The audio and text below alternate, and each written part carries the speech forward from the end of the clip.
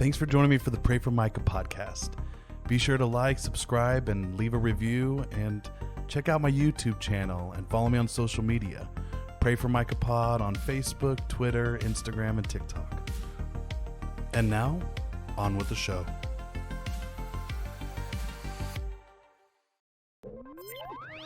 Welcome to the Pray for Micah podcast. And now your host, Micah Chrisman. What's up, everybody? Welcome to the Pray for Micah podcast, where we explore art, activism, spirituality, and our cosmic significance / insignificance. I'm here today with a special guest coming all the way from Ohio. We got Sarah Stankorb on the line. Before I jump in and introduce her and read her bio, I want to first give a shout out to all the friends and awesome listeners who've been writing reviews on all the apps, specifically on Apple Podcasts. I wanted to highlight my friend, Jen Harris. She's a poet, local here in Kansas City. And today her review says, the ability to show up as one's authentic self is its own endeavor. The invitation to come as you are and be loved as is a gift. This is my experience both being on the Pray for Micah podcast, check out episode 25, and as a listener. Micah embraces all walks of life and the experiences we have as individuals. I'm grateful to have been able to share my truth and witness that of folks vastly different than myself. Be sure to listen. So thanks, Jen. Woot woot. Awesome people, awesome person that you are. And the people have been writing reviews. If you guys can, get on there and, smash that like button, subscribe, ring the bells, turn on all notifications, write a review. It helps get our stories out. And it means a lot when folks take time to do that. So, beyond if I had the money, I'd pay you all to do it. But, we're just going to do the freebie stuff today. So, don't worry. I didn't bribe Jen to write that. Well, let's get to introducing our guest. Today we have Sarah Stankorb, and she's the author of her forthcoming book called Disobedient Women. Here it is. If you're on the YouTube side, you can see the cover, beautifully done. And the book is a culmination of her extensive reporting on women who bravely utilized the internet and digital media to expose abuse within evangelical communities. The deeply researched work provides long overdue recognition to these women who defied societal expectations of submission and silence. Sarah's articles and essays have been featured in prominent publications such as the New York Times, the Washington Post, Vogue, The Guardian, The Atlantic, CNNMoney, just to name a few. And I really do mean just a few. She's written so much, covering a wide range of topics such as politics, the environment, health, technology, religion, and cultural commentary. In June 2018, she was awarded a Society of Professional Journalists Excellence in Journalism. Best Community Issue Story awarded for Rape Culture Lives Here is the title. Hailing from Northeast Ohio. My directions are off. She draws inspirations from her upbringing in what some would call the Rust Belt area. Throughout her career, she has supported causes such as HIV/AIDS, environmental conservation, and workforce development. Sarah's passion for storytelling and understanding of ethics and religion have contributed to a remarkable body of work.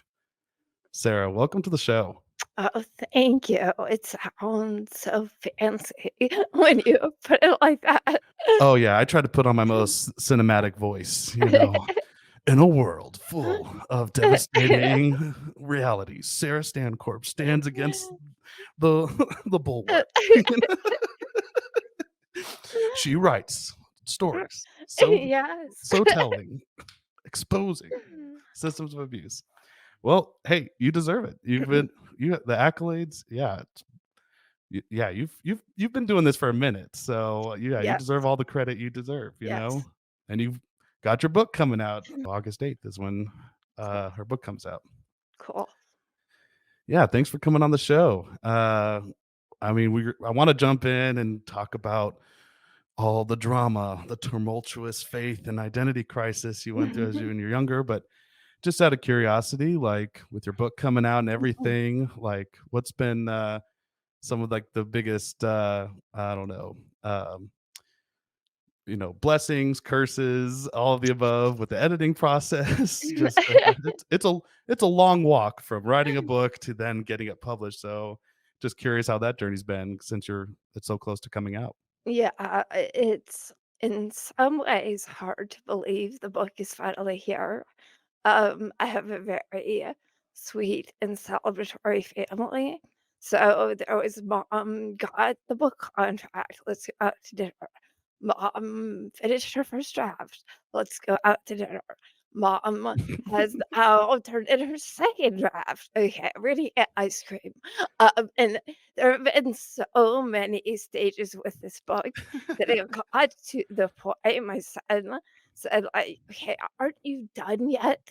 Um, and now I've received my author copy, so I have copies of the book, but it's still not out, and it just the sense from my children watching the finish line get closer, but still have steps in between.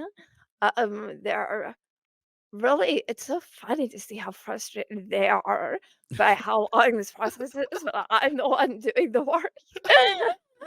But, yeah, Mom, aren't we're you just there yet? Haven't you gotten your Pulitzer yet? Can we just skip to the that part where we just celebrate one final time? No. yeah, it's been an exhausting number of, joyous occasions, this book. Hey, you gotta do those intermediaries. That my family's the same way. It's like if we got something going on, it's like we'll celebrate in various stages because why not? An Yeah, excuse to get together and eat and celebrate. yeah. So, that's the book release part of it. The, actual work of the book was incredibly serious and rigorous, and just even just the legal review process you can Oh man. imagine was extremely sensitive, and I'm grateful for that.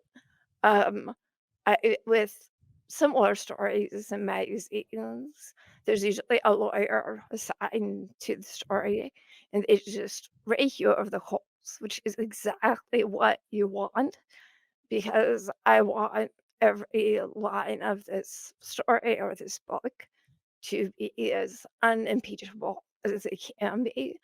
So at first, with the book legal review, I thought, well, she's so nice.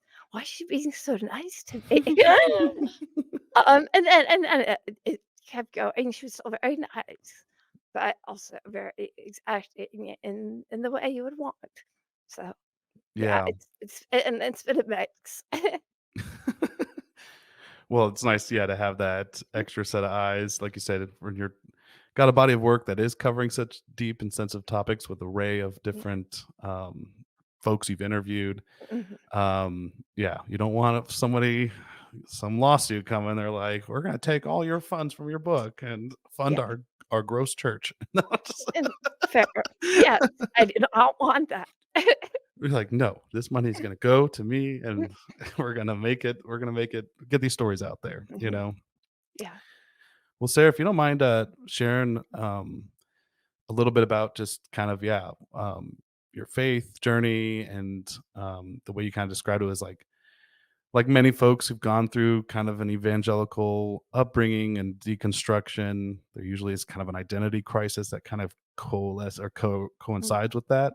mhm, And in your book, I thought it was interesting. You were talking about even though you earned two religion degrees, you graduate as an apostate, mhm.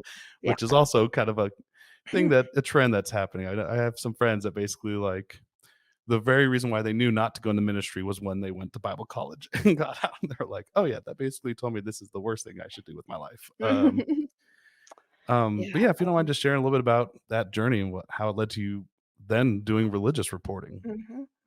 So, I actually grew up very mainstream Christian. We were Presbyterian and Methodist. Um, and I had a lot of spiritual freedom.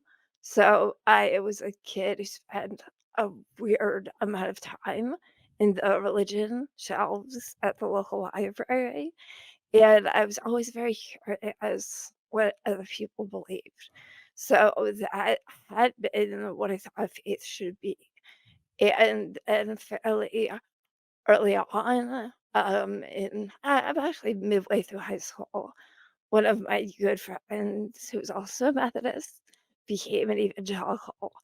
And we started going to an evangelical church and an evangelical Bible study and evangelical dances, which is a strange experience. Um, That's a thing? You all got to dance, huh? oh yeah, yeah, we're in Ohio. Y'all must be pretty lax out there with your Christian dancing. I wasn't allowed to do the dancing. It's Christian music, but Okay, there you it go. was in the fellowship hall. Um, yeah, and I very kind of quickly started to realize, like, there are just a lot of rules that I'd never really been exposed to, and I was still young enough that I felt like, "Well, if a pastor's telling me this, it must be true." And there was talk about hell and talk about, the right roles for women and LGBTQ folks, and I had these pangs inside where it felt wrong, but I also felt like I couldn't question it. And also at the same time, which I'm sure your listeners are wondering, I started to develop a vocal disorder. And so on the one hand, I was like trying to fit my faith into this very rigid mold. And on the other hand, once I started college, um, I began treatments for my vocal disorder. And those treatments did not work, and I would go completely mute for a Mm, month at a time. And so I spent a lot of time praying, praying to be fixed. That was how I coded it then. Um, and I was praying to, I think, to the vision of God I had as a child that was more loving and embracing, but I was still trying to fit inside this evangelical ideal. And then I took a really good Bible course and read the whole Bible, mm, and I had to reconcile that with history and the verses that make sense if you understand their biblical redactors, but they don't if you try to take it all literally. And it all kind of came together, and my faith just broke. It just mm. broke. But I kept studying religion, even though I couldn't really believe it anymore. Um, and I went through a period where I called myself an atheist in my 20s. I think I've lived enough now. I've interviewed enough people. I don't feel confident I have an answer on any front. So I'm more of an agnostic. But yeah, it was kind of those two major elements happening at once that Mm. got me on this path. Yeah. Well, and it's like, um, once you kind of have that worldview and, Mhm. um, it at one point, it fulfills so many answers, and it Yeah. feels so secure in, like, your identity as a person, as a human being on this weird planet in Mhm. space, floating on this Mhm. rock, and it's like, "Where'd we all come from?" Yeah.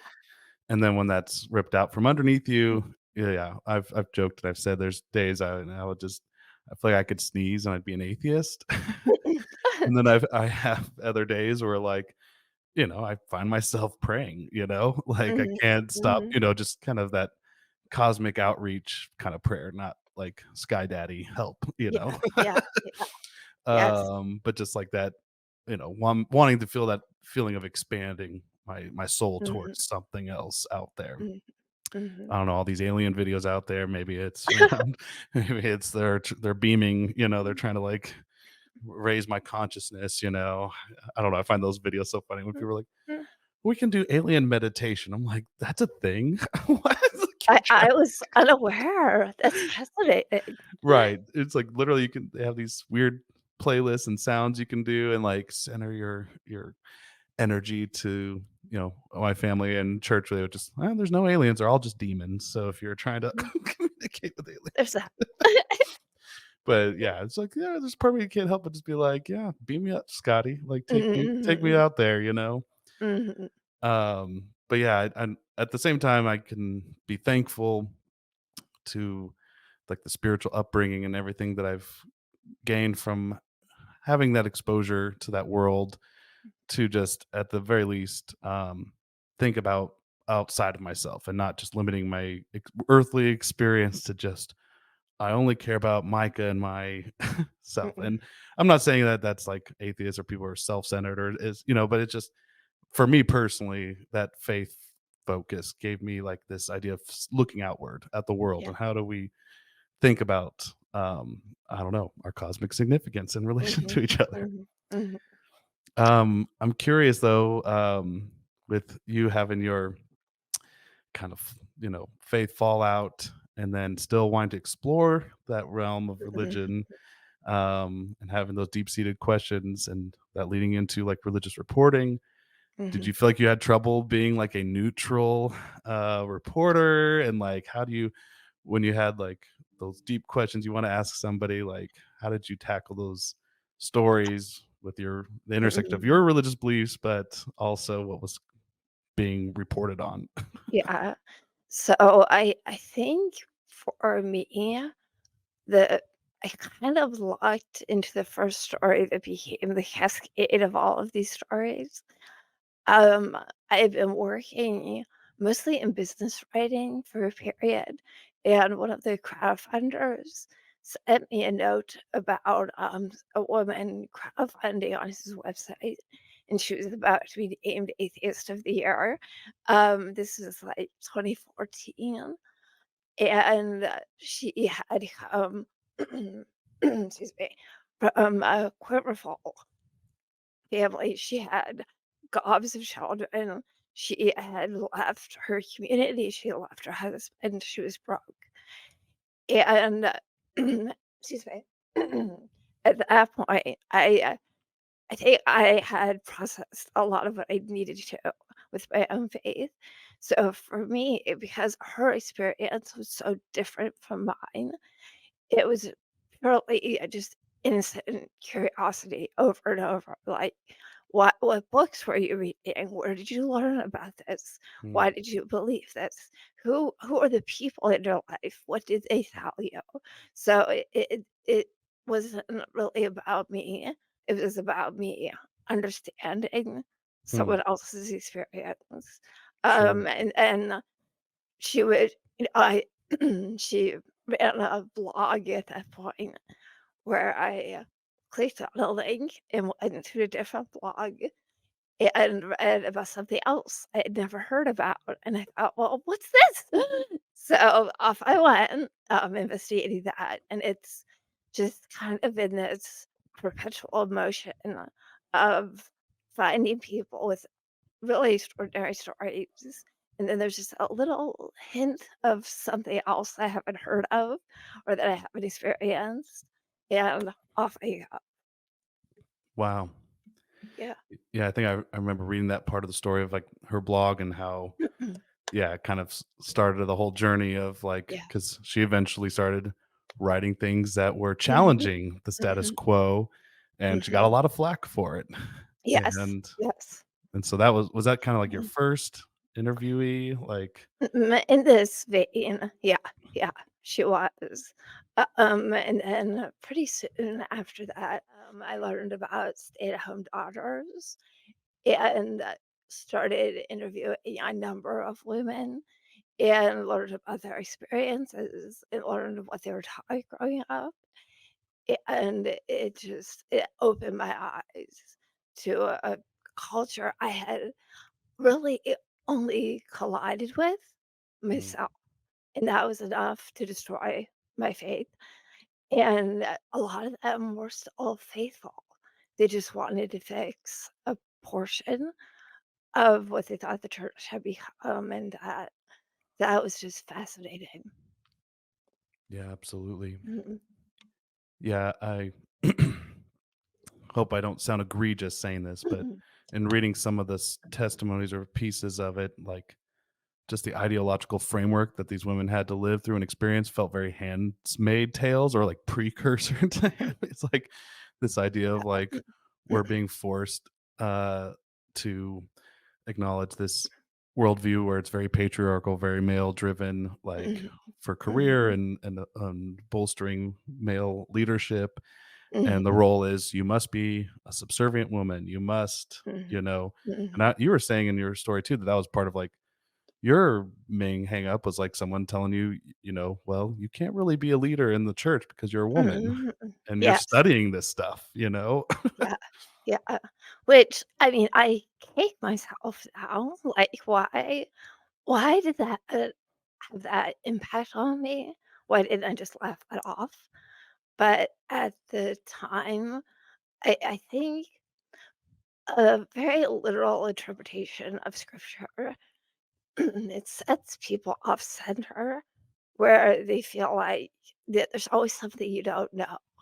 Like, unless Mhm. you have the entire Bible memorized, there's always someone who feels like they know more than you, or they're able to quote something better than you.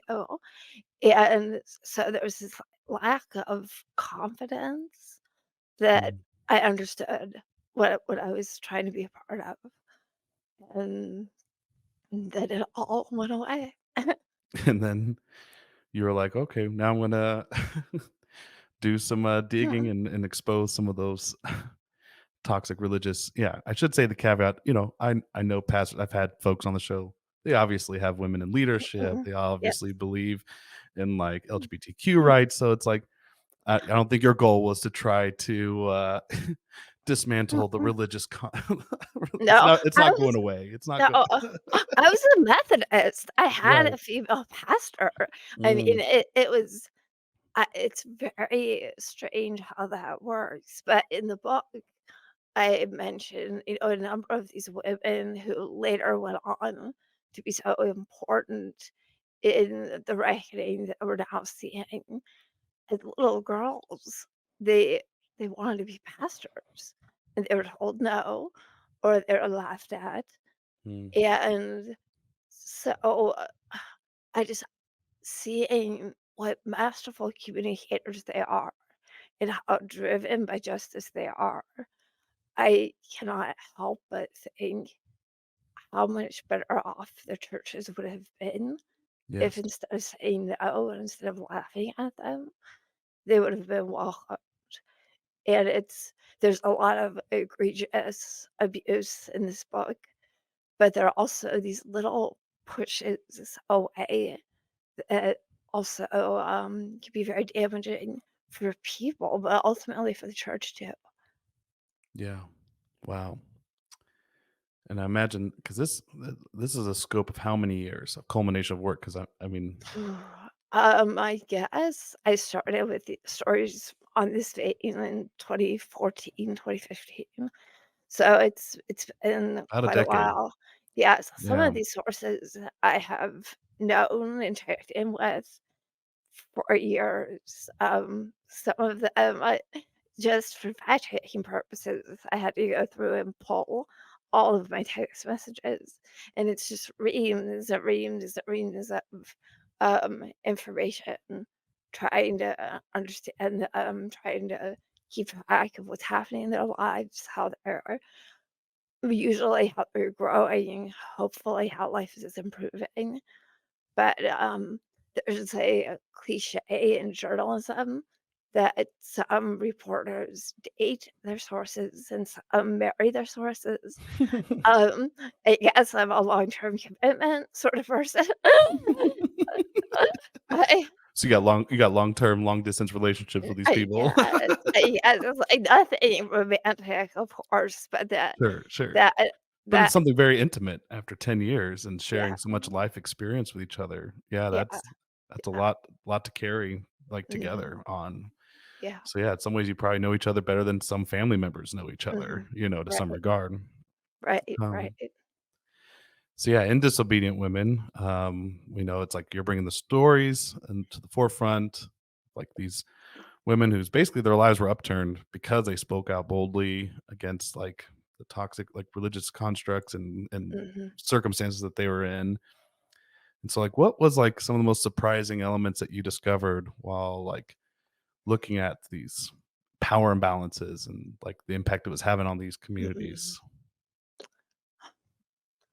I think what one of the bigger surprises, so people right now are very interested in shiny, happy people and talking more about Bill Gothard, which hasn't happened in a few years. Um, and I think one of the bigger surprises in doing this research is how a lot of this just existed almost in plain sight for Mhm. so many years. And how isolated a lot of people felt, and they thought it only happened to them, um, until there was a blog post or some little piece of information that made them see, "Oh my gosh, this didn't just happen to me, it happened to someone else." And then Mhm. someone else steps forward, and someone else steps forward, and then soon they realize, like, this isn't something happening in isolation. And if it's not happening in isolation, it's happened perpetually by one individual, or in other cases, there's something systemic happening, whether Mhm. it's a teaching or whether it's a cover-up. There is something that is affecting masses of people, which can be liberating because you don't feel like you're the only one and you're crazy for having this Right. horrible feeling. But it also can just be so disheartening because you realize, this happened and someone had to have known, and they didn't stop it. Yeah. So just like a convergence of like because of the digital media, because of the access to the internet, Mhm, suddenly folks are like, "Oh, yeah, really? You too?" Like mhm, mhm. we're all kind of going through and not just like you said, probably one offshoot of Christianity, it's like, "Oh, this is relatable stuff in the Episcopal, in the all the other Yeah, yeah, denominations. yeah. My flavor of religious was Southern Baptist. And Mm, so yeah. uh again, a lot of those things can be parallel, but I don't know, in your book, you're mentioning like the whole trend of people reading books, kissing, dating goodbye, and Mhm, just the purity culture and just, this idea of like what um the role of a woman is in relationships and in church. And I don't know, like I said, I'm I'm still reading it, but one of the parts that just really stuck out to me was just like there's nothing I don't want there, and I don't think you're making this out. There's nothing wrong with motherhood. There's nothing about no, the no, treasure and pleasure. You're obviously a mother. no. Um, but one of the sources, one of the women that you interviewed was talking about how just this expectation of needing to basically seeing children as those arrows, that whole scripture Mhm, of, mhm. Yes, that they're the arrows that we launch into the future. And so we need a quiver full of arrows. And that's kind of what I meant, yes. like the Handmaid's Tale subtext of like, Mhm, we just need to breed. Women are really just breeding machines for the men to build up these armies of people,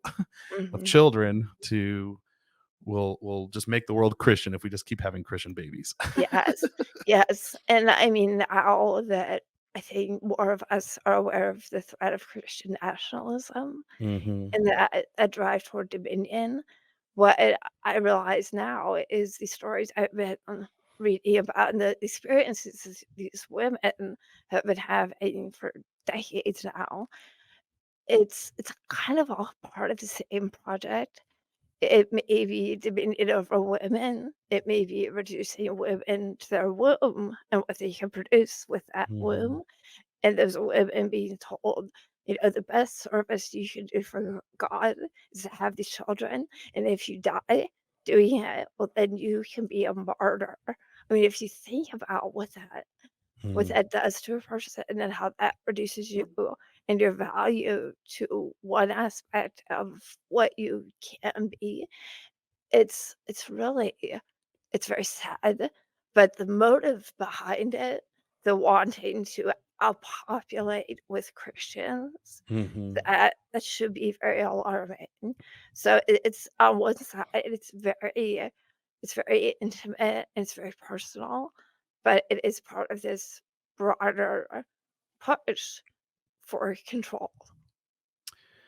Yeah, and again, not to say that all Republicans are evil people, whatever party, whatever kind of thing, but like you said, for decades now, there's been a political grooming of this population of Mhm, people to basically build up that voter base, and that's why the whole pro-life thing and all these different things, mhm, they've basically won. We are the pro-family, side by basically I remember one time in college, this is like I'm still kind of going through my faith deconstruction, still questioning, but not that active. I was a part of a like kind of more liberal college campus ministry kind of deal, and that was pretty much my church. I didn't really go to church anymore except for this group I was part of. mhm, But I remember like they used to have these really big conferences here in Kansas City called One Thing Conference, mhm. and they do it every year, or at least they used to ring in the new year. It'd basically be like a week long conference Uh, culminating to like an all night prayer and fasting to kind of ring in the new year. And there'd be thousands, they'd usually have like 20 to 30,000 people every year. And I'd been going on these things, off and on for years. Anyways, this wasn't necessarily like a Baptist thing. It was actually affiliated with International House of Prayer, which is its own flavor of mhm. cult, Yes, if you've yes, heard of yes. them. Oh, yes, I've been researching the New Apostolic Reformation, yes. So if you Yeah. need to come to Kansas City to peek into some of the cult prac, Mhm, they're still alive and well, doing their thing. But I think they couldn't afford or they stopped doing the conferences eventually. But I mean, I was going to those conferences when I was a teenager, and those I remember when I was younger, it having more of a flavor of a radical revolution of love for Jesus. Like we're trying to do this whole like it felt more of like a hippie Jesus, love cult, yeah. like the 70s kind of like we're having tens of thousands of people here and everyone's just kind of like Mhm, got dreads and we're all just like staying up late praying and doing I don't know, it mhm, just mhm. wasn't as like militant. But I Yes. remember in college my friends being like, hey, do you want to go check out the One Thing conference with us, and I, begrudgingly, I don't know why. I just was like, oh, sure, I'll go one night with you guys. I haven't been to it for a few years. And I remember going, and the whole like main message, this is like before we're ringing in the new year, which was this whole like, we're going to have, we're going to do this big other conference thing. We're going to do it to protest, abortion.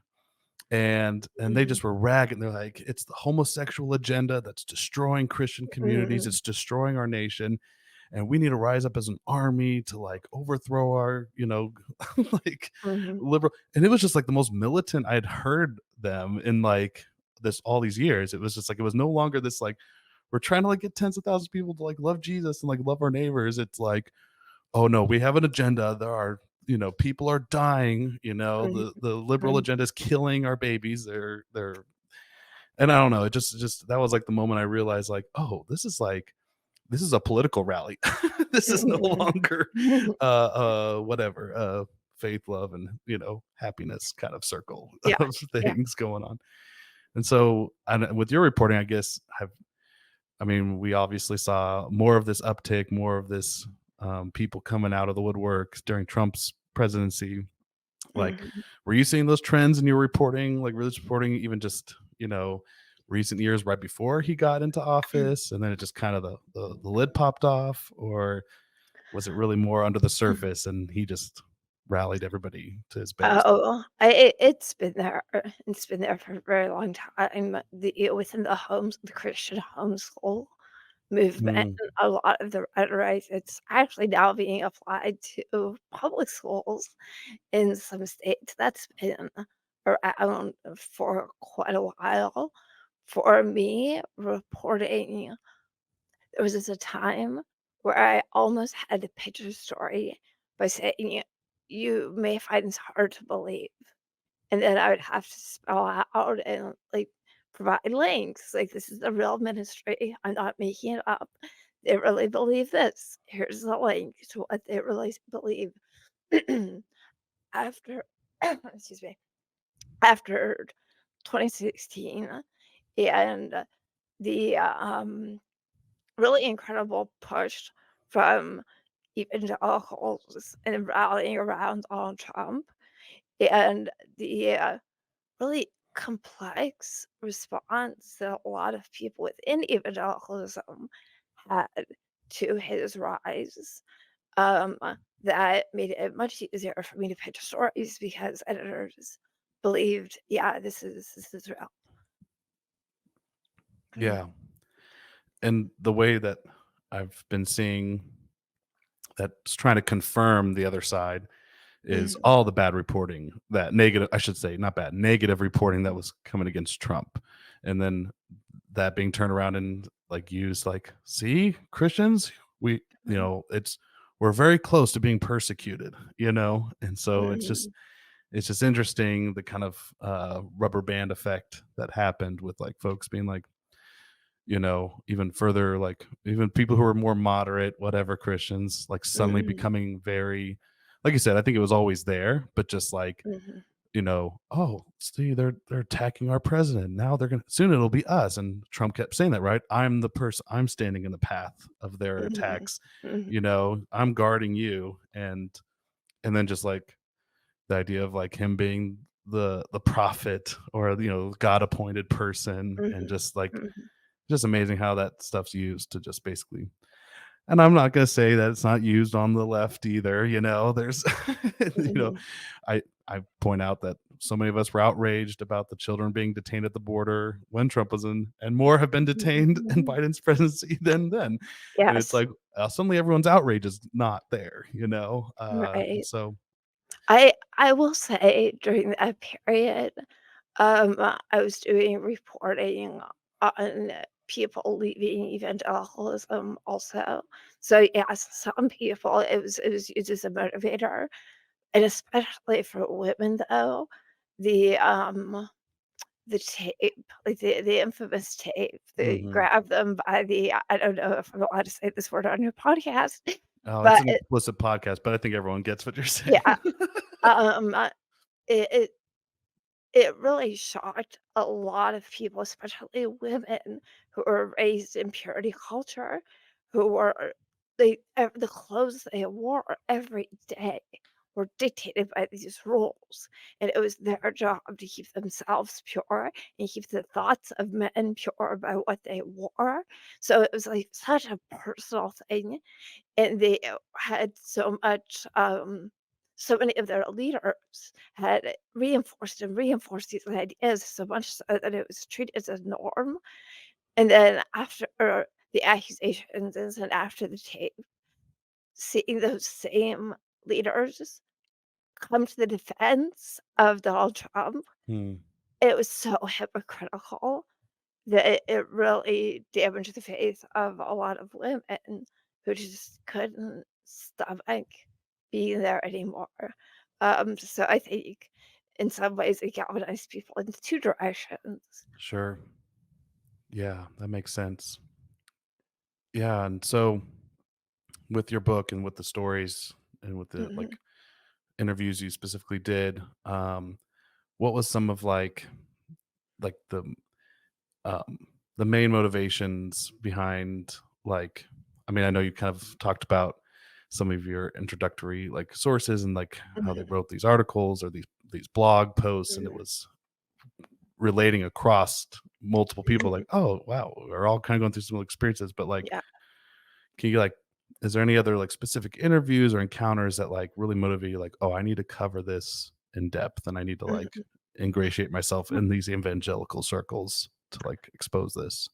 So I think the book itself in some ways I wrote a story, I wanna say in 2019 for Washington Post magazine, and it focused on the bloggers. I was trying to explain the, just the influence that these people have had as advocates online. So I think by then, we'd already seen church too, but I Mm, wanted to show, like, it was the hashtag, that was a galvanizing force, but there are also these people who for years have been sharing similar stories online, and in some ways built the infrastructure so that when that movement arose, mm, there was a foundation underneath, and so I had that knowledge, and then in recent years, there's, been, an impulse to create podcasts explaining, like, Marcel, for example, and toxic church cultures in particular, and I noticed in many of those they would cite the reporting that came after, like, people like me doing the reporting, but very rarely would credit the people who had mm. broken the stories at much greater risk to themselves and at much greater risk to their own reputations, that then include in the reporters that there's something here. And so I was just very irritated, on that side that people who deserve the credit were not getting the credit. And then by January 6th, when I had been I did a bit of reporting on what some sociologists of religion were calling Christian nationalism, but seeing that day and Yeah. seeing all the signs of faith so wrapped in, that's when it finally clicked for me what I mentioned earlier, that Christian nationalism is connected to this Christian patriarchy thing I have been writing about, and that Mm, really had been slowly getting revealed, if not dismantled, at least revealed by these women using the internet as a megaphone. yeah. Yeah, what a wonderful way to put it as far as, like, just like you said, these women have been laying the groundwork for Mhm, years, and kind of like January 6th, and there's I mean, I know there's been other moments too, but that was, like, I feel like for even some, like, very staunch Christians, like, mhm, we're kind of waking up and realizing, like, "Oh, like, that's not what I'm about." Like, yeah, people trying to, like, justify, "Well, there were people just outside praying and this and that." It's like, mhm, I'm sure, but to see how people were using their patriotism and going that far to, like, mhm, killing people and, like, storing it as, like, "Oh, like, are we about to, like, go into civil war? Like, let's take a yeah, step back. Maybe as a Christian, I don't maybe I don't need to defend Trump that much. Like, maybe, yeah, this is actually a bad thing we're doing right now."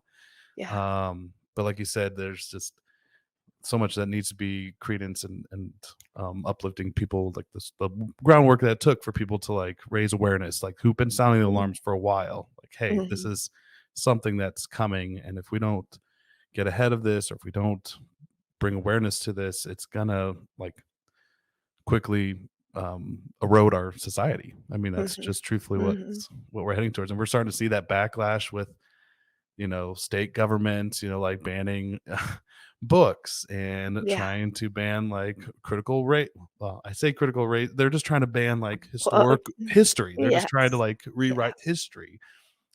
And I don't know, it's even just bizarre, like, in Missouri here, I mean, they already have, like, there's all these, I mean, cross country anti-trans bills, and they did that here in Missouri too. Mm, But even just something as minute or something, like, they actually had a whole debate and discussion, and they passed a policy about women's clothing mm, in the mm, mm, House of Commons, or whatever they call it. Like, basically, state representatives having to wear a certain level of coverage, and I'm just like, holy shit. Like, that's like like, yeah. we're now literally passing policy for, like, representative decorum, like, how people could what they can Mhm, wear, like, to try mhm, and, again, they would say it's just for professionalism, but it's like, oh, there's a very strong uh yeah, Christian nationalism coming subtext that's being embedded in all these laws. Like, mhm, mhm,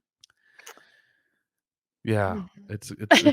it's bonkers. I'm curious, just, like, because of the sensitivity of these stories, and I imagine some of the folks wanted, like, they felt like they both needed to bring awareness to it, but also were still deeply in those communities, Mhm. and didn't necessarily want to be exposed. Like, how did you handle that in your reporting with like giving the due respect for the stories and experiences, but also not like essentially trying like not outing them at the same time by accident, you Yeah. know?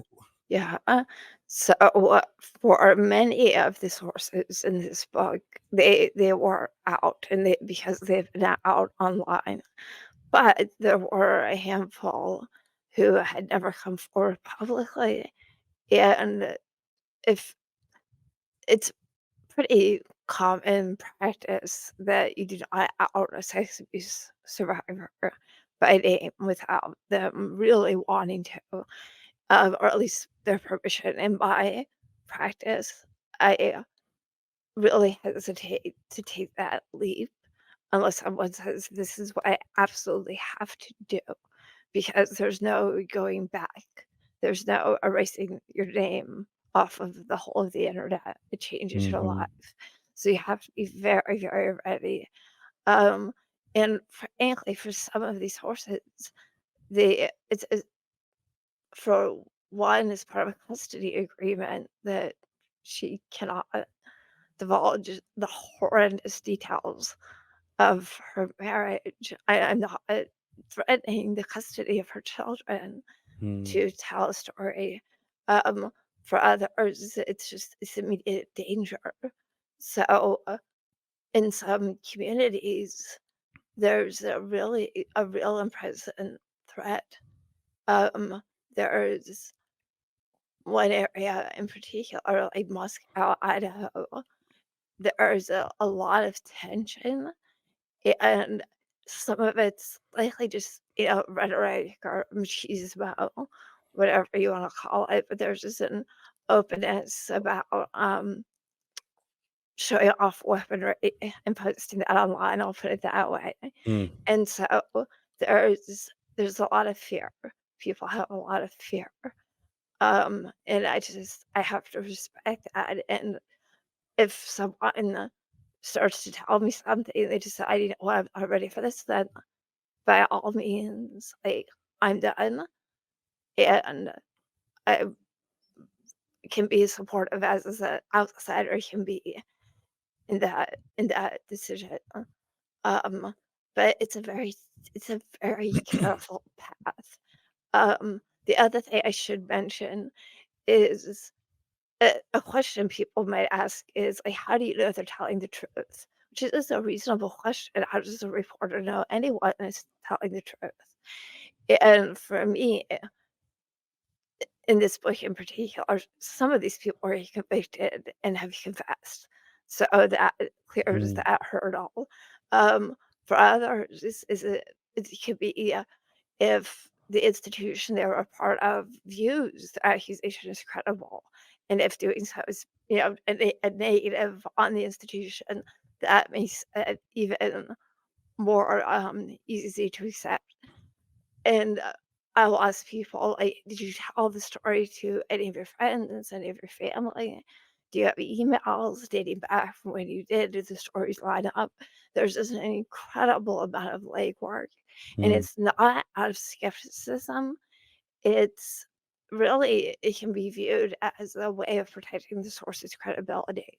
If I'm able to accumulate enough information that I can say, like, "Look, it's all documented, it's all on paper." It gets me through legal, but if there's an issue later on, I have notes that I can go back to. That's a way of protecting them and a way of valuing the risk that they're taking by talking to me. Yeah. And like you said, there's nothing wrong with wanting to at least validate the credibility of these, elements of stories, but also particularly when you're dealing with sensitive topics where Mhm. women are the the victims and the voice of their experiences. You just already know there's going to be Yeah, voices from the outside who are going to challenge them, and so then you yeah. have to be able to like, oh no, look, we did our due diligence. Look, Mhm, here's the facts. mhm, mhm. So that's really speaks to your just the rigorous, like you said, reporting you have to do, and Yeah. holding that standard. Because yeah, there's just people who, even with all the research and the facts and everything presented, they're like fake news, fake news. Oh, and especially, like, in this case, the rampant sex abuse crises. I mean, there's still people who will deny that there's a crisis in the Catholic Church. There are Hmm. absolutely people, I included one in the book, who do not believe that the crisis in Southern Baptist Convention is real, despite all of the reporting. They don't believe it. And part of me does sympathize with that because it is horrible. It's a horrible thought to believe in the scope of something that large. But at the same time, like, the US Department of Justice is now investigating. Wow. So I as much as I can sympathize with the difficulty of believing what has been widely documented, the SBC has released their own, I think it's 205-page list of credibly accused pastors. Even with all of that, there's some people that just can't accept it, and there's nothing I could do with that tiny statement. But if there's a broader group of people who just don't know, at least if I can inform them and give them a window into other people's lives, I'll have done my job. Right. Yeah. And similarly to like our faith deconstruction journey, Mhm, for some people, like I've been in, like, I did speech and debate and different things. And mhm, so and I try to do the whole, apologetics, like I'll find a defense for my faith. There's historical and scientific accurate research mhm, I can use to prove the Bible or prove these things. And you realize the further you go down that rabbit hole, the more, you answer one question, it has 10 more questions behind it, yeah, and it just keeps yeah, going. And so at some point, at least in my experience, if I'm having a really genuine, like, good faith debate with somebody, we usually hit a wall at some point where it's like, well, I can't face that truth. I'm not going to answer it. It's just what the Bible says. It just mhm, eventually it becomes like this kind of default to yeah, uh, basically doubling down on just mhm, the identity faith. So I imagine to some level that's part of what these faith and religious, like, systems do for people, is mhm, it provides a same kind of, like, it's not just the faith aspect of God that is comforting. It's the idea that I have to believe that the Catholic Church is doing, it's a force for good. mhm, And again, it doesn't mean that it's not necessarily doing good. yeah, That's the whole thing. But if it's trying to, like, have, try to create the openness to have people understand that, hey, if we want to make this better, we have to acknowledge and not sweep under the rug mhm. all of the shitty things we're doing in the world. Yeah, I think you made me realize something. So, it's the reality of these crimes, I'm gonna call them what they are, crimes, um, that doesn't take away necessarily from your individual experience when they communion, for example, Sure. unless the priest or pastor happen to be accused of a crime, and then it can really tear things apart. But Yeah. I think people want to hold on to the good, and Mhm. when you're in a worldview that's very binary, where it's this is true, it's accurate, or this is false, this is Mhm. good, this is bad. The complexity of revealing, within that good, there's a whole lot of also bad, and that nuance, I think Mhm. that's also very complicated for a lot of people, and that as it's either test your faith or sends you burrowing to where you can feel secure, and on a psychological level, that does make sense, but it doesn't mean you're confronting reality, and that's it's a hard thing to do when you're talking about faith, which can be very amorphous. Right. Yeah, it's essentially cognitive dissonance, right? Mhm, Like when there's two mhm, opposing things going yeah, on, I'm gonna try to create, uh, homeostasis Yeah. psychologically. And so I don't want to believe that Bishop so and so did that. Mhm. I've known them Mhm. since I was a kid, and they, Yeah. confirmed me or did this and that. And it's like, again, that's not a necessarily a blight on your faith, like you said. It's not a blight on Mhm. your personal experience, but um, yeah, I just know that there are so many times where it's like, a pastor or something, they fall from grace, and it's hard to reconcile, sometimes, like when you have that moment of like, wow, I read this person's books and I did this, and it's like Mhm. no one's perfect, and definitely systems and Right. religious institutions are never going to be perfect. If it's people are involved, it's going to have some bullshit involved in it. That should be a t-shirt. If there are people involved, gonna be some bullshit, Yeah. 100%. Yeah. um yeah, it's just yeah, I just know for me, I was ignoring reality for many years, as far as like, what I knew to be true in my heart, that hey, I'm not getting the right questions answered, and I'm just getting sent to the same dead ends of, well, the Bible says this, the Bible says that, and Mhm. accept this as truth. Only these Yeah. people get to go to heaven. Only these people get to serve as leaders.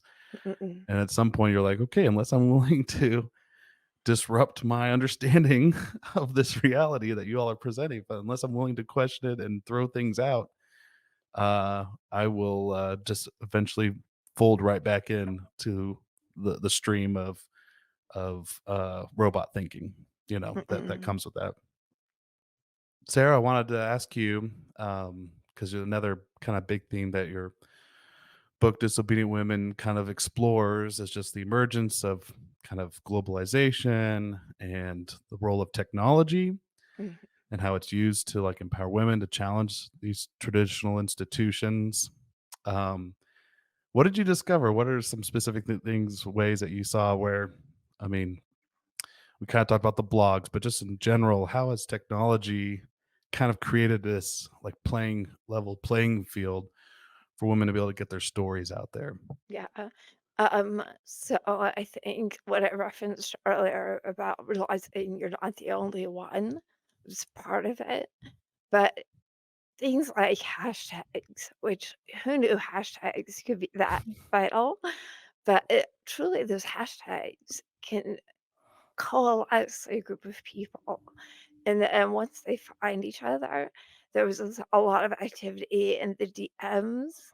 So, I'm coming out with this really, important tweet, and then a lot of people who share that view know it's coming. They retweet it, they quote tweet it, they get their friends engaged. And it's like the basic mechanisms that we all take for granted now.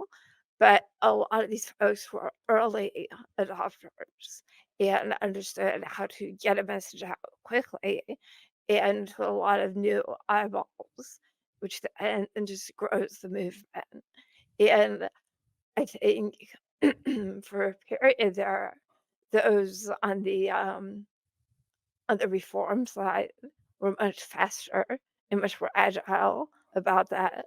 I will say today, evangelicalism has caught up. And so, I mean, every single day now, there's some war I see happening on Twitter, basically almost always with an outspoken woman, whether she's a scholar or an advocate, just senselessly being disparaged. Hmm. And it's a pile on that can only really be coordinated the way that it happens. So, I mean, I'm anticipating I will be featured in one of these moments online. I just, as because I'm not part of that community, don't think it will be as effective. Um, but that mode has now shifted. What's also shifted, though, is over the last few years, as deconstruction has become more common and something more people talk about openly, the number of communities has also just boomed So there are far more people now talking about their own personal experience. They have followers, and there are different types of people. When all of this first started, because we're coming out of a white evangelical space, a lot of the people who are critiquing it were white evangelicals. Mm, Um, and now there's just this wider, wider clusters of communities. It's not just one anymore. It's not just one group that calls itself evangelical. It's people over here who used to belong to the church, but now they're like crystals a little bit. And then it's people over here who were people who are within white evangelical churches and realize how much rhetoric around race was really damaging to their theology, and it's much more specialized, so it's more diffuse in some ways. But if you hit on the right topic that everyone's upset about, you have a more sizable response. mm. Hmm. Yeah, it's pretty. Yeah, I mean, also Twitter and the internet. Sometimes it becomes a Mhm. very toxic cesspool in general. But Yeah, and I think a lot of this has I mean, I have tried to quit Twitter, I don't know how many times. But the evangelicals and the ex-evangelicals that I write about are all still on Twitter, so I am stuck. I'm like a hostage of Twitter. yeah, Um, but a lot of the there are newer communities all over TikTok, and yeah, TikTok's really kind of blowing up as a place for a lot of this. So it's as the internet evolves, so does the means of critiquing these institutions that don't want to hear you in person. Fine, I'm getting it online, and now it's just still spreading. yeah, yeah. It's fascinating. I was Mm, kind of mentioning it before we started the interview. I was going to share a little bit about how in college I was in my master's program. I studied mass communication, and I wrote kind of a lengthy research paper and thought about writing it as my thesis, but mhm, Ferguson and everything was going on, so I ended up like pivoting to focus more on those issues, mhm, and like exploring like body rhetoric and how we use our body for protests as like messages, mhm, when Black Lives Matter and everything was going on. But in one of my courses, one of my classes in media, I wrote a lengthy paper about the role of like the digital media like revolution and how it coincides with like um leadership authority, mhm, and basically that pastors or priests or people in like ancient times were like the village hub of authority, where they didn't have necessarily even a magistrate or you know town mayor or whatever, the equivalent of mhm, like a leader. mhm, And so they churches in some ways became like the judge, trial and execution of mhm, of community thought, of what if you had like an issue with your neighbor, you'd go talk with the priests, and they had like the communal authority to kind of mediate and deal with those things.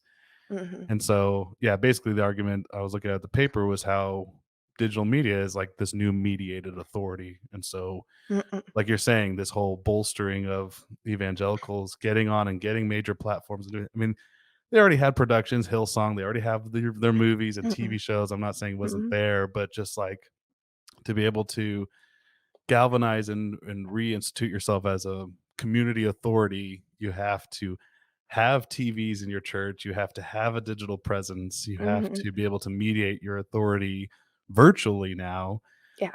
to kind of gain that credibility again. It was just fascinating stuff. It was just Mhm, even some of the research I was looking at is like, uh, you know, like the doomed success or failure, of your church was determined by if you had a TV or a really? digital monitor. Yeah, Wow, just like some wow. of that stuff, just like you wouldn't think would, but it played a huge role. And so, like now, I imagine even with the pandemic, it's like do you have a way for Oh, me to for sure. watch virtually? You know, if you don't have your services streaming on Sundays, oh, well, that's not a church I go to. You know, Mhm. but it's weird how media or just digital media and all these platforms, how they have been used for social movement, empowerment, like you said, the Mhm. church too, but also like, I mean, back the Arab Spring There's and spring. Yeah. yeah, the hashtags and how having these social media platforms was, in a sense, becoming like the fourth state. It's becoming its own Mhm. investigative journalist, or on the ground people journalism to be able to like Mhm. see, no, look, see this police officer is like abusing and they're you know wielding their power in toxic ways. And Yeah. so, yeah, go ahead. Oh, no, you've made me, realize one of the things I thought was really interesting because I was so caught up in the internet and the reshaping ability of people on the internet. Um, Looking back into the 80s and the 90s, the way influence used to work, like the number of thousands of Christian bookstores, so Mm, many more than your Barnes and Noble standard bookstores. The right. millions of people on Focus on the Family's mailing lists, like those mailing lists were crucial to the Christian right and getting Reagan in office. And that just that tool was adopted by people within the church and with ministries that wanted to reach people in a regular way. So it wasn't quite like, on Instagram every day. But for that time period, it was just a very direct form of outreach. Mm, Um, and something else I noticed, so speaking about, I kissed dating goodbye, I wanted to understand, like, was that a new idea, and where the heck did that idea come from? Because the idea of waiting until you get married to kiss seemed unusual, and mhm, tracing that back to Elizabeth Elliot, and then I realized it seems she lifted that idea from, the evangelist John R. Rice, and during his time, the way evangelists would reach people was through booklets and newsletters. And I went through archives of those newsletters, and for that time, again, that was their most immediate form of communication to reach people and shape their ideas. So it's but with the internet, it's so much more information and it's the access. I don't have to have a ministry with millions of people who are willing to accept my mailing. I could just start a TikTok mm. account and off you go. So it's very democratizing in that way. Yeah, I'm curious your thoughts. Just yeah, because I mean, we're it makes sense that there's all this like again feeling of democratization, leveling the playing Mhm. field of Mhm. information. But how do you feel about as an investigative journalist and someone like you who really values credibility and Mhm. and proving show your work kind of Yeah. deal? How do where do you see things going in the future? I mean, I know there's a lot of traditional news industries that are just like TikTok is like they have nothing but negative things to say about some of the major basically young people reporting on. I mean, essentially they're just repackaging what they are hearing on traditional Yeah. news in some regards. So I'm just Yeah. curious, like there's this uneasy symbiotic relationship between digital media and social media with Yeah. traditional news media. Well, the world of journalism is, I'll say, by online groups of reporters are not looking optimistically toward the future. Um, the disclosure and bankruptcy of many online news sites that had good editing, that had legal review, that did all of the work of a traditional print magazine. They're dying. And a lot of us came up writing for those publications. Um, there's also the threat of AI simply Yeah. replacing us, Mm, which is very, very dangerous. I think to understanding things in a careful way. So I could imagine someone using AI to maybe copyright something for their website. It may not be good, but it's one way of doing it.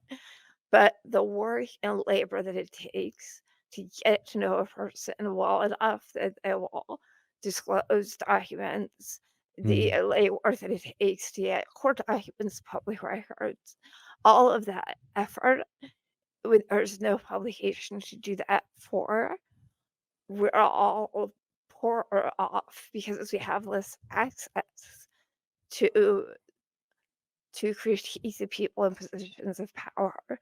Um, I don't have a happy outlook for you, but it's a worry that I have, and I'm grateful to have gotten this book out now before the yeah. computers are ready our books. I saw someone online who said, if I did not count on the future where the robots would be doing the art so that I could do the labor, Oh my and gosh, yeah. that's I mean, you watch dystopia, that's We're there. Yeah, we never thought we'd reach the we're in the future. I mean, you're seeing with the actors and the writing guilds and all Mhm, them, they're protesting and they're trying to like build into their contracts and unions like, hey, you can't yeah, ask us to write these scripts with AI, chat GPT, these different things. yeah, And yeah, I think it's not just reporting, but creatives in general. mhm, Anyone where writing is their craft, it yes, becomes this like major like it's here. It's not even in the future. Like mhm, it's just gonna continue to learn and um there will be books that a robot will write better than me. Like that's a sad reality that one day a robot will write a story and have the hero's journey arc and all of that, and it will tell it better than I can. mhm, Um, but you know, I'd like to think it will um maybe it might be able to tell a good story, but people still follow the human experience, right? Like there are mhm, folks who follow you and you're reporting and different things because they know that, hey, I trust Sarah, mhm, and yeah, I think that there's some element of like, yeah, maybe that will be maybe some of our saving grace is that people will be still looking at people as their heroes and follow their creative work versus mhm, just some content churning machine that has no face mhm, or name. Creatives are good, robots bad. End of that thought. that Sorry everybody. Yeah, technology issues, everything decided to shut down Mhm, on me, as things go. Maybe humans mhm. aren't the best things for things. Maybe I should have a robot come and set up my podcast and do all this. Well, Sarah, I did want to ask you just in relation to Mhm, reporting and um, mhm, your career field and all the different publications you've been involved in and the complex issues you've reported on. Has there been like a compelling moment or experience that like made like a lasting impact on you? And obviously, we know your book, Disobedient Women, is one of the major ones with all your mhm. stuff. But I'm just, what was like young Sarah who was stepping into this world of reporting, and you just knew like this is what I'm doing. This is why I'm here, and it Uh-oh. maybe Mhm, this maybe it really was the sources and stuff that led to writing Disobedient Women, but just because you've written so much about mhm, environment and politics and religion, yeah. So, I had a different answer until you asked if it's what made me realize this is why I'm here. you can give me both Um, answers if you want to. well, it may actually be an answer to both. So, years ago, I don't remember when this was. I was writing a story about remembrance photography. So, it's a practice of taking photos of stillborn babies. And, I was meeting with a family who had lost a baby and also with a photographer. and I think they hadn't been together since they were at the hospital. Um, and the idea behind this is like you really only see the past the lost child very briefly, and it's a way of kind of holding on to the memory. So and it seems to help people a lot with processing the trauma. Um, so Mm, anyway, I'm in this room with these parents who had had this devastating experience. The photographer's crying, everyone's crying. And actually, I also had a cold then too. mm, And I started to get a tickle in my throat. And I was trying not to cough because we were talking about this very, very hard moment. And my eyes started to water because I was trying not to cough. And I then they sort of not that they felt like they had to take care of me, and it worked in that particular moment. They saw it as this empathy, but it's really I have to do everything in my power to be empathetic and a careful, careful listener, but also pulled back. I cannot cry with my sources because then they feel like they have to take care of me, mm, and it's not their job. Their job is to feel everything they need to feel to tell me their stories accurately as they can. My job is to collect that information, and I may need to process it later, but in that moment, I have to give all of my attention to them, not my own feelings as much as I'm able to. So that was a very important lesson for me. It was on accident, but it mm, showed me where the lines need to be for this to mm. work. Wow. Yeah, what a heavy moment to sit with them when those in that context. Wow. Yeah. Oh man. And so when you establish that line, how did that kind of inform? Like, were there moments when you were interviewing the women for disobedient women? Was there like parts where you like were really struggling to not cross that line, where you wanted to sit Mm-mm. with them in their pain and I don't know, I'm sure there's levels you have to relate to folks just to Mm-mm. establish that trust, right? Yeah. I try if it feels like we've gone too long, I try to just I check in. Like, are you still good? Should we stop? So that I'm aware of where they are.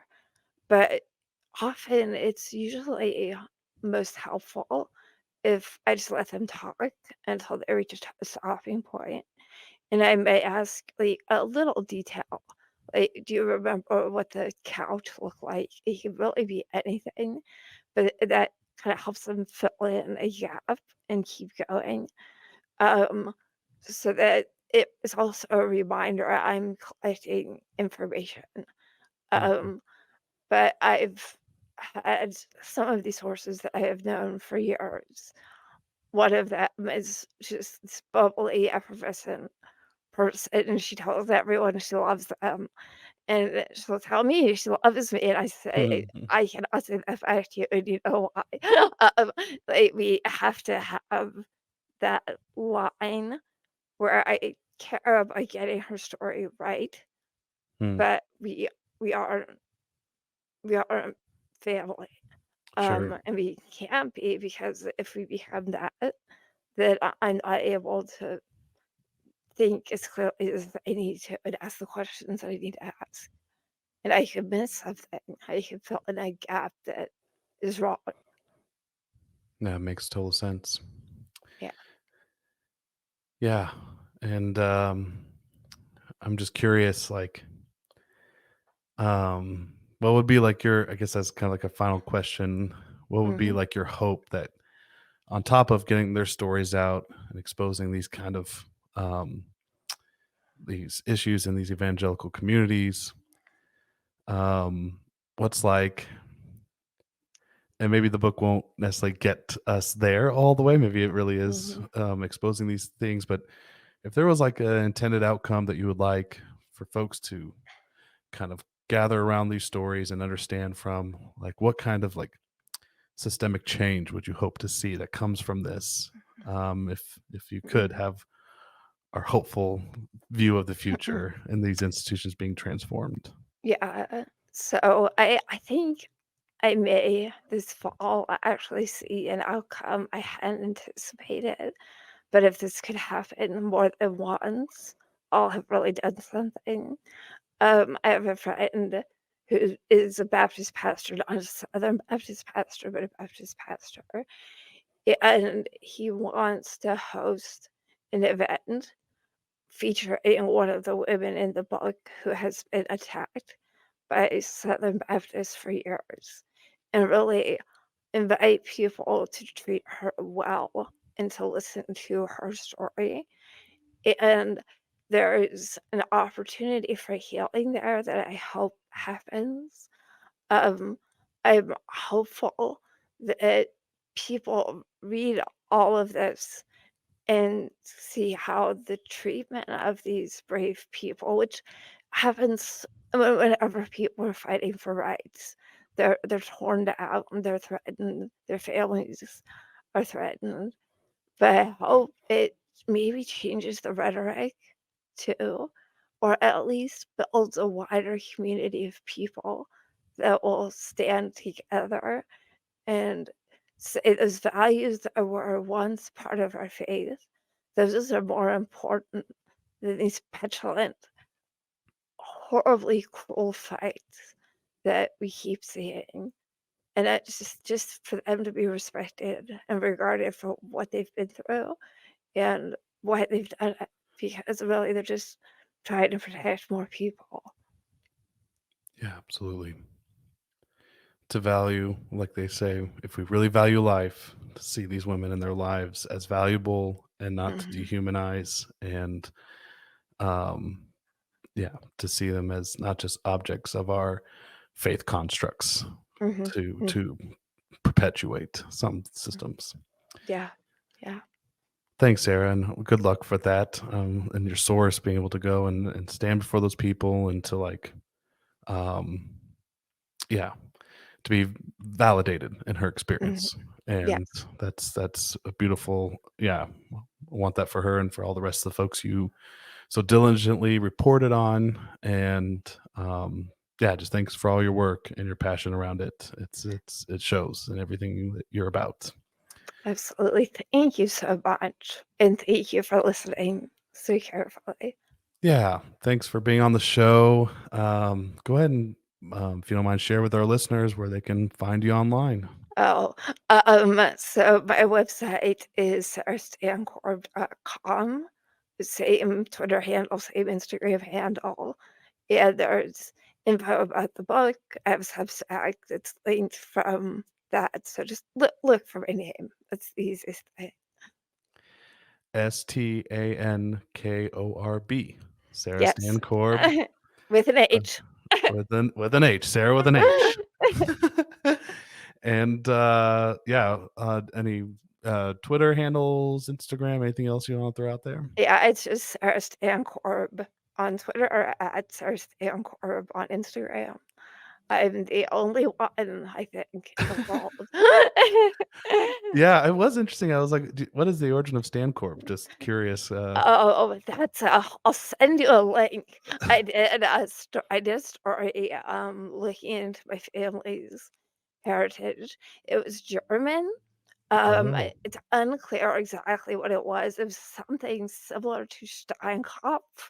oh, Um, okay. but I've been told it may have been Star Basket or Stonehead, which given the Stankorbs I know, I'm pretty sure it was Stonehead. We're a stubborn bunch. I don't know. I really like Star Basket. Yeah, it's That's my favorite lovely. one. Yeah, you don't know enough Stankorbs. We're You should make it your own T-shirt. It should say Stan Corb, how it's actually spelled, and then underneath it, how to pronounce it, Star Biscuit. Just Star This basket, or Star not Basket, sorry, biscuit. not biscuit. Star biscuit. See, it just keeps going. I'll This just it just name keeps means going. nothing. Uh, It means nothing. It's a terrible name. Basket, biscuit. I guess I'm just hungry right now. That's probably what it is. Yeah, I I think need some so. food. Well, y'all show her some love. Yeah, follow Sarah, Stankorb, not biscuit, not basket, and be looking out for Disobedient Women.